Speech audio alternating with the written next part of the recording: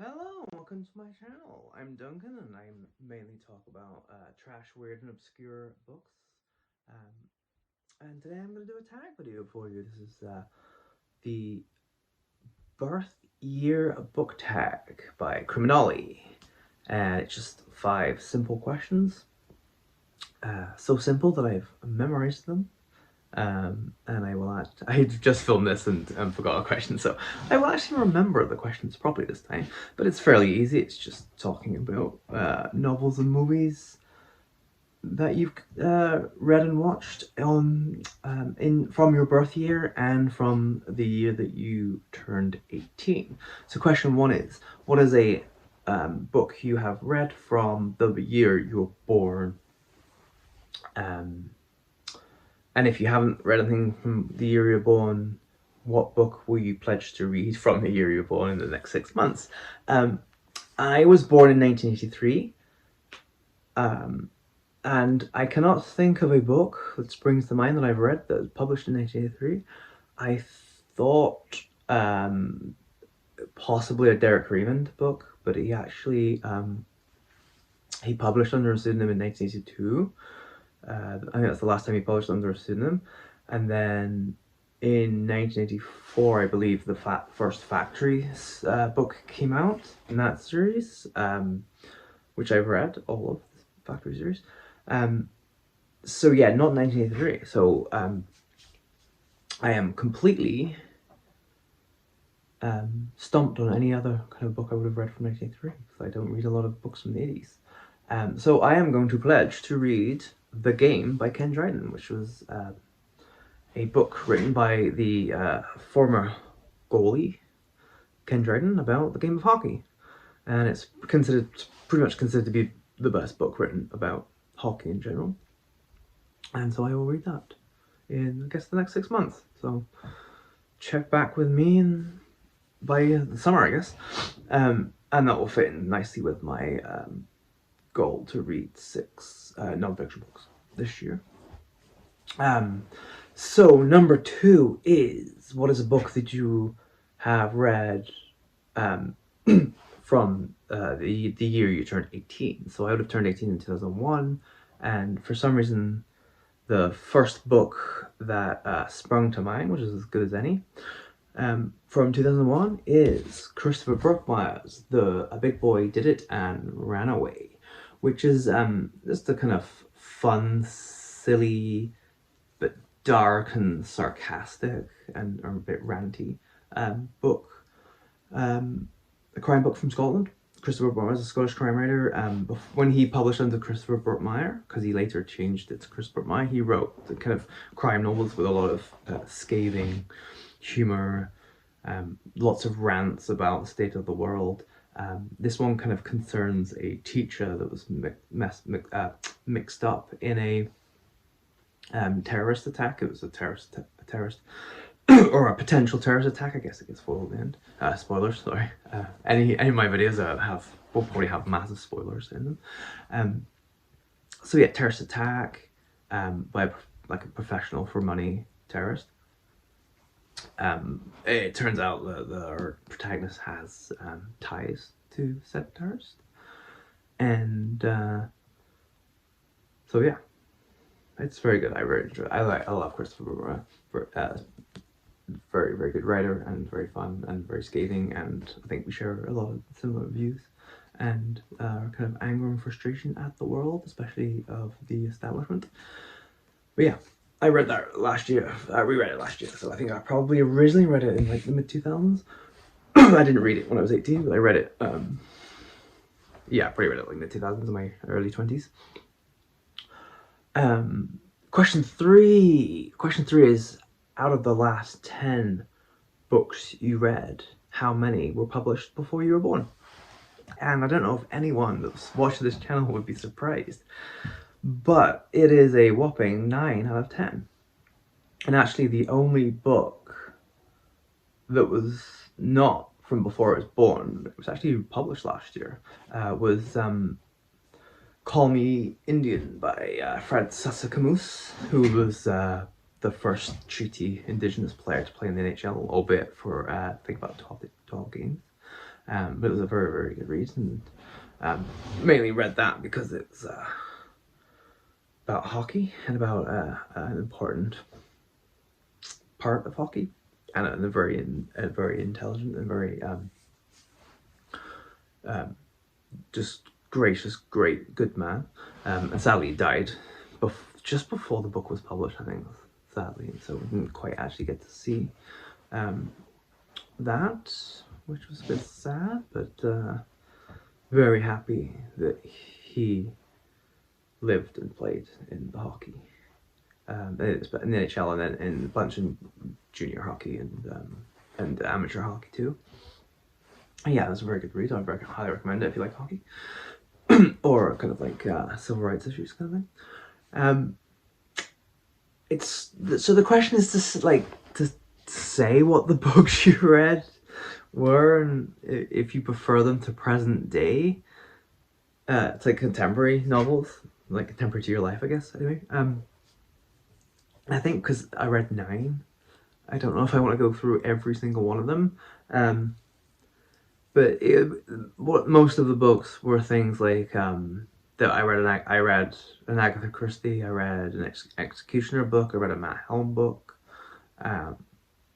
Just kind of lots of crime and thrillers from the heyday of crime and thrillers, which was pretty much before my birth in 1983. Although with things like the Executioner came out in the late 70s, I think it was. And so actually, like a lot of the men's adventure kind of, especially the kind of vigilante stuff, was actually written in the 80s, and probably mid to late 80s was maybe when I would get a little bit more annoyed with that kind of thing. Mainly because for some reason in the mid to late 80s, someone thought it was a good idea to have these traditionally 200 to 300 page novels become like 500 to 600 page novels, which is just ridiculous. Like, there's no need to have that long of a novel for kind of a basic vigilante or a men's adventure kind of thing. You can do a lot in 200 pages. You don't need 600 pages. But I'll read occasionally. I mean, this is kind of big too, like 500 pages. But it probably could be shorter.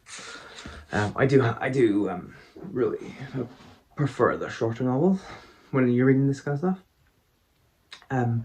But I generally just, for some reason, and I don't know what it is, I am extremely interested in basically 1920 to 1969, 1970 kind of fiction, especially American crime fiction. Anything kind of pulpy, trashy. I just think it's such a fascinating time period anyway. And I think in terms of trashy, pulpy stuff, like, it's just nothing was better than that time period. It's just I don't know, it's so imaginative in its awfulness. But yeah, it's just, that's, for me, it's just what I've always, a lot of the books I've kind of, from pretty much when I was an adult, I've read probably 90% of my books from that period. I mean, there was a period, I guess there was in my early 20s when I was reading more like, like Christopher Brookmeyer stuff, but I was also reading like John Fante and Charles Bukowski and Graham Greene, stuff like that as well. John Steinbeck, and then as soon as when I was like, oh, you know what, I really love film noir. Like, I should read Raymond Chandler and Dashiell Hammett, and I started reading them and just completely fell in love with that writing style. I kind of just exclusively read that, and then when moving to North America, I get a lot more access to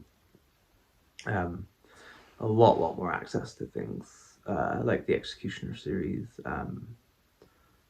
Get to actually find gold. Was it Gold Eagle? Fawcett Gold Eagle? Fawcett Gold Medal, sorry. Fawcett Gold Medal. Door books, things like that. Just get a lot more access to them on the second-hand market and things. But yeah, just for some reason, 1920s to 1970s has just always been my bag. And so, what are we on? Question 4? Question 4 is, name your favorite movie from the year you're born. 1983. Great movies came out in 1983. We have Scarface, War Games, Monty Python's The Meaning of Life. I think Christine came out in 1983, the Stephen King movie. I've watched the movie, well, I read the book. Fantastic movie. Must be a bunch of other stuff, 1983. I think The Outsiders, based on the novel by S.E. Hinton. Lots of now famous faces in that.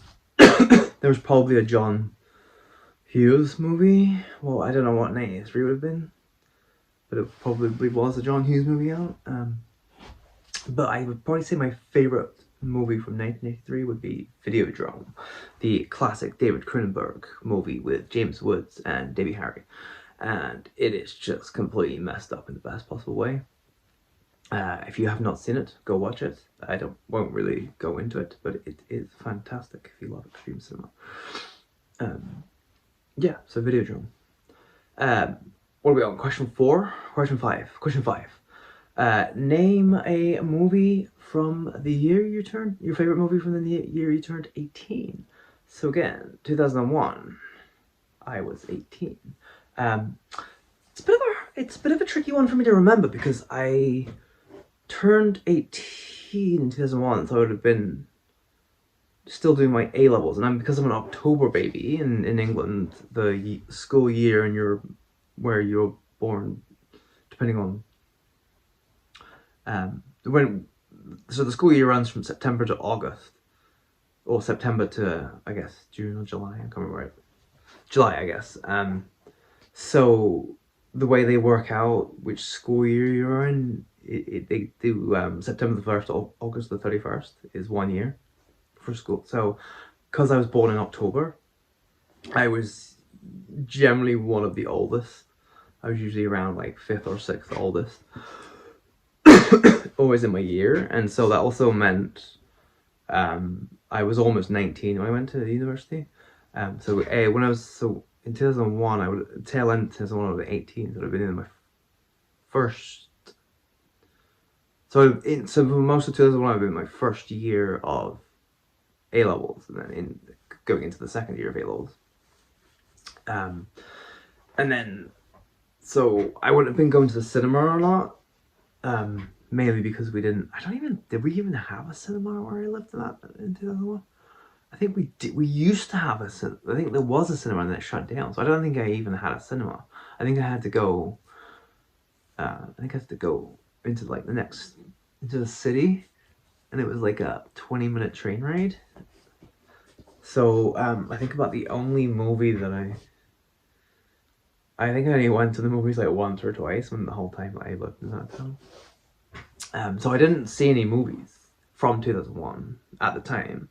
So all the movies from 2001 I probably would have watched 2003, 4, 5, probably was university and beyond. So some of the movies from 2001 would have been things like Black Hawk Down, Legally Blonde came out in 2001. What else was there? There's probably some good thrillers. There's probably some terrible movies too. 2001 was a bit of a weird time. It might have been a bit early for the American The Ring, but I didn't really like that one. Definitely love Ringu, the Japanese original, but that would have been the 90s. And I actually saw that on TV probably around 2001.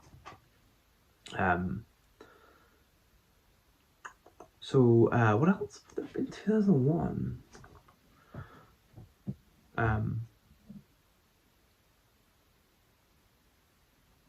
So there would have been a bunch of stuff, weird stuff. But my favorite movie for sure from 2001 is Hedwig and the Angry Inch, and I definitely saw this in like 2004 or something like that. It's a great movie. Great movie. It's based on, I think was it a one person? No, it wasn't a one person. It was based on a Broadway musical that was very popular. And I think the Broadway musical debuted in 1998, and it was popular, so they decided to make a movie. But sadly, the movie didn't really have massive financial success. It's definitely considered a cult classic. It's probably getting a lot more, traction now. Actually, I'm sure it's on one of the streaming services. So if you haven't seen it, go and watch it now. But essentially, it's a LGBTQ plus story. It's very complicated to explain, but a lot of the themes are to do with gender identity, forced gender identity, kind of the how some people from the LGBTQ people are just kind of victimized again and again. How when you're on the peripheral of society, it's a lot harder to live your life, essentially. It's just kind of hard to explain. A lot of it is about gender, though, and I think that's I think in 2001 we weren't really talking about non-binary. That's really only been the last few years when non-binary is really, the last like 5-10 years when non-binaries really become a talking point, and I think this film kind of really does kind of exist in that space. And it's it's a very thought-provoking, it's very funny, it's very darkly funny as well. It's kind of life-affirming and depressing at the same time. It's just such a great movie. It's very nuanced, and the music is amazing. It's a musical. It's billed as a musical comedy, but it has a lot of emotion and nuance and stuff like that as well. So it's a very, very good fun movie to watch, but it's also really like emotional movie to watch as well. And I guess you bring your own baggage a little bit to it, but I think that it has so much going for it, and I think it forever will be just a cult classic. And if you've seen it, you know. If you haven't, you should go and watch it. But yeah, I think that's it. And the last thing is to tag as many people as decades you've been alive. So for me, that would be 3. I'm 38. So 3 decades. So I will tag Jack at Rambling Raconteur. I will tag AJ Dunn. And I'll tag Fraser Simons. And obviously, if you don't want to actually do this tag, then fair dues, don't bother. It does involve you outing yourself at which year you were born. And I can only assume Criminolly's next tag will be revolving around your mother's maiden name, and then after that maybe your telephone number. Somehow he'll wangle his way to get your social security number, and then run away to the Costa del Sol. So yeah, looking forward to that. So bye everyone, and have a good Saturday night, or whatever day you're watching this on. Have a great time. See you all. Bye.